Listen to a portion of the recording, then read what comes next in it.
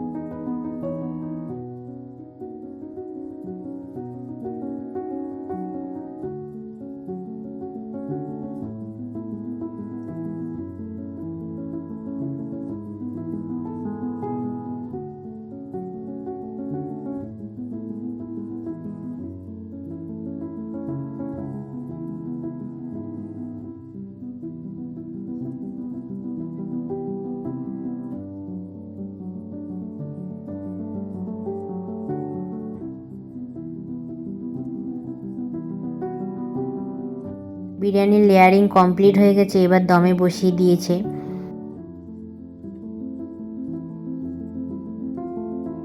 Biryani ready, এবার আমরা বসে পড়েছি খাওয়ার জন্য। কেমন হয়েছে খেয়ে আপনাদের জানাচ্ছি।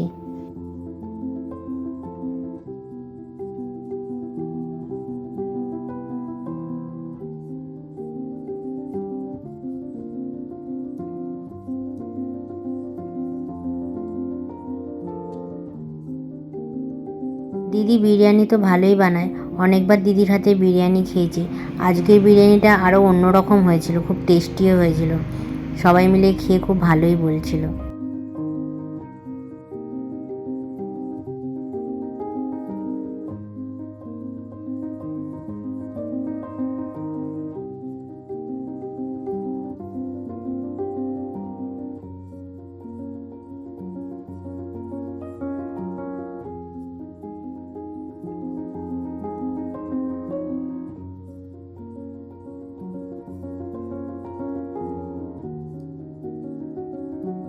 এরপর লাঞ্চ করে দিদি আর আমি বেরিয়ে পড়লাম। যেহেতু আজকে রাত্রে পার্টি আছে, তো দিদির কিছু কেনাকাটার ছিল, সেগুলো কিনে টিনে আমি আর দিদি চলে গেলাম তারপরে পার্লারে।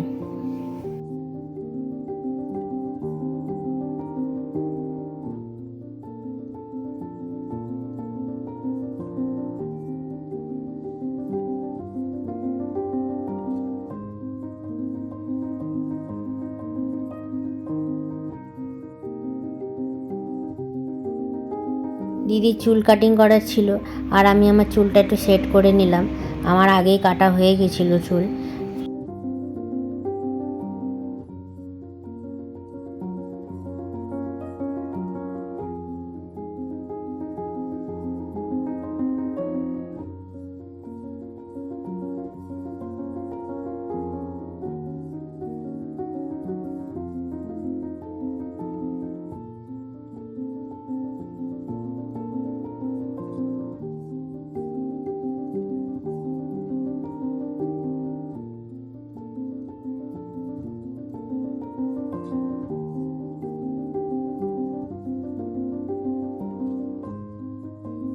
তারপর দিদি আর আমি সেজে গুজে বেরিয়ে পড়লাম।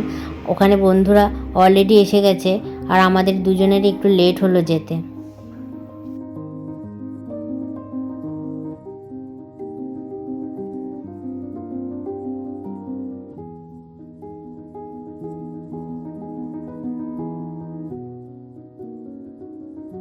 দিদি যে ক্লাবে পার্টি রেখেছে সেটা রাউরকেলার হকি স্টেডিয়ামের একদম পাশে।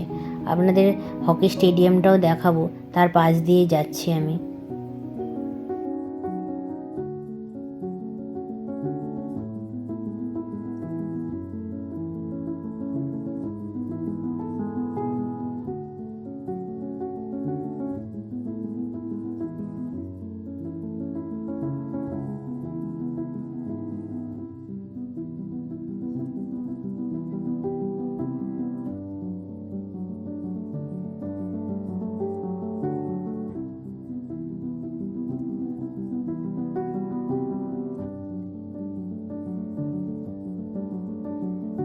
তারপর দিদি আর আমি পৌঁছে গেলাম ক্লাবে।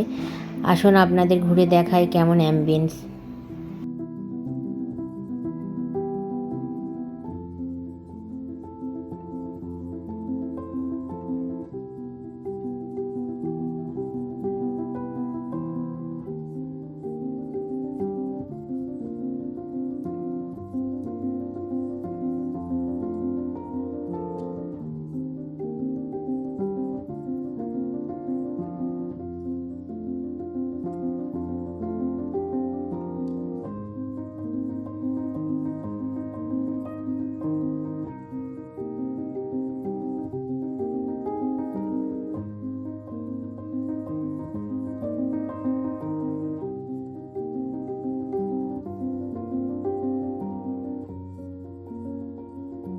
সবাই মিলে গল্প করতে করতে অনেকটা টাইমও কেটে গেল।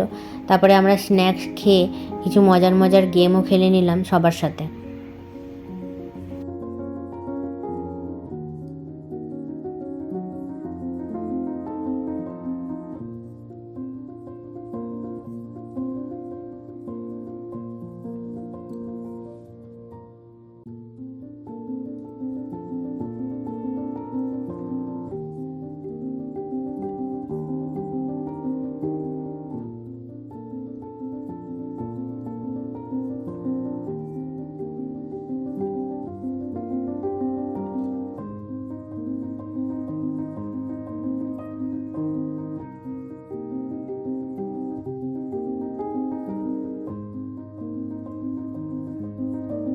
সবাই খুব এনজয় করছিল, ডান্স করছিল, সেখানে আমিও একটু ডান্স করে নিলাম সবার সাথে।